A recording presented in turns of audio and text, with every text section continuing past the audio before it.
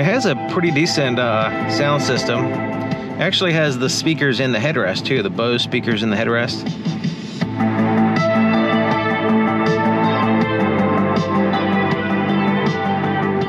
But yeah, it sounds pretty good, especially kind of cruising along. The engine and the exhaust isn't overly loud, so it doesn't interfere really with your music and stuff, or your conversations, whatever.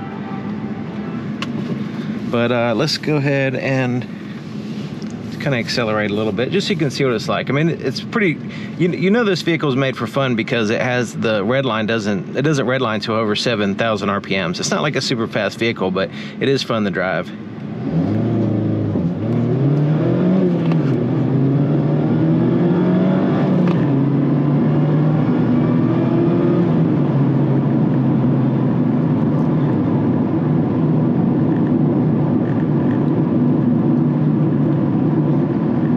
Very solid transmission, and the engine just feels like it's just so, I don't know, it just feels good.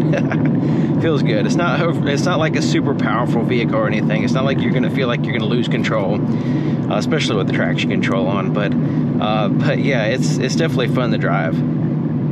Being able to shift the gears manually, and you have that. You don't have to worry about going over the red line very easy, that's for sure.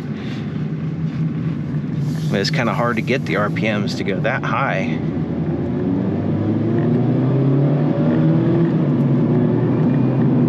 Because my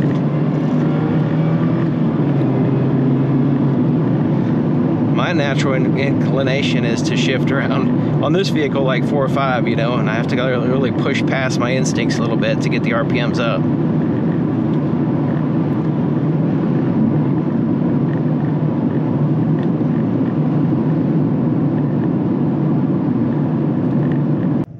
So the value proposition of the Miata. It's a small vehicle, okay? So the value proposition would be, first of all, I would say, do you like the way it looks? Because it looks really good. So that's one thing. Now, the second thing is convertible, right? So this is one of the few new vehicles you can get that has a convertible, hardtop or soft top convertible. So that's definitely a value proposition for this vehicle. And but also you have to like to drive.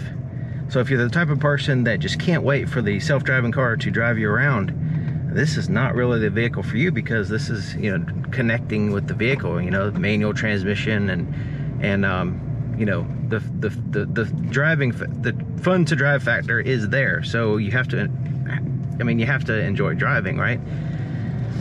And another thing is, I mean, I'll just throw this in there, fuel economy, you know, 35 miles per gallon, something like that is what I've been getting. And so yeah, that's pretty good. It's a small, fairly light vehicle, and doesn't have, you know, doesn't drag on the air too much. So yeah, it gets good fuel economy. So yeah, there's just, now you have to, there's limitations, right? You have to get in the vehicle, you have to be able to fit in it and drive it comfortably, because for me, it's a limiting factor, you know?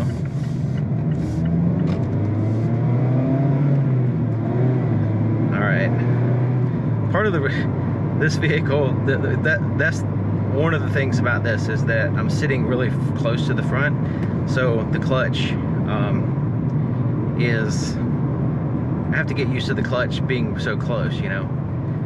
So don't make fun of me too much about the shifting here. But yeah, it is a fun vehicle to drive. It's not like it's actually more comfortable than what I thought it was going to be. When I first saw it, I was like, man, I don't even know if I'm going to be able to drive this vehicle. But actually, once I get into the seat and start driving it, it's not really that bad. It's bearable anyway. Like some vehicles, even like the Mustangs and stuff, the ones that have the Recaro seats, and I think that's an option on this vehicle. If it had the Recaro seats, there's no way I could drive it. I know that would be a big problem. It'd be painful, actually. But this one is good, you know.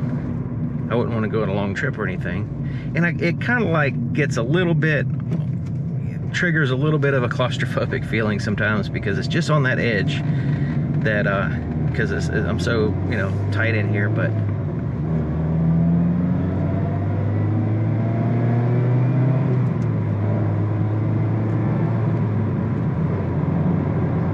and it shows you what gear you're in, and also it'll tell you if you need to upshift. Basically, it's telling you to upshift sometimes. I'll go ahead and set it there. Actually, go up to 55. So it doesn't have the depth of cruise control or anything. And I hear a little bit of wind noise from the top. Make sure the windows are all up. Yeah. So yeah, a little bit of wind noise. That's really the main noise, really. I don't really hear much road noise, which this is a smooth road. And it has a stiff, you know, low suspension. So yeah, I can feel the bumps and stuff. But yeah, that's kind of the nature of this type of vehicle, though. Yeah, that wind noise, you can definitely hear it. Which has a little bit of wind today, so, but still, you can hear it.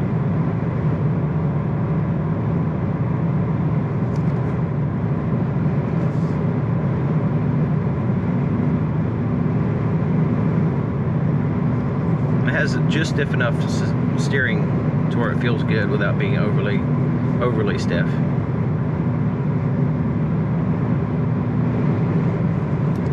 And the controls and everything are pretty straightforward. So yeah, it's good. I mean, like I said, you just have, there's a couple things. You have to like the way it looks. You have to be able to fit into it. You have to be able to want a, you know, convertible. So yeah, and you know, of course you're going to enjoy good fuel economy, and I would say pretty good reliability considering the straightforward design and the Mazda engine that's pretty much proven. Manual transmissions are pretty rock solid, bulletproof nowadays, most of them.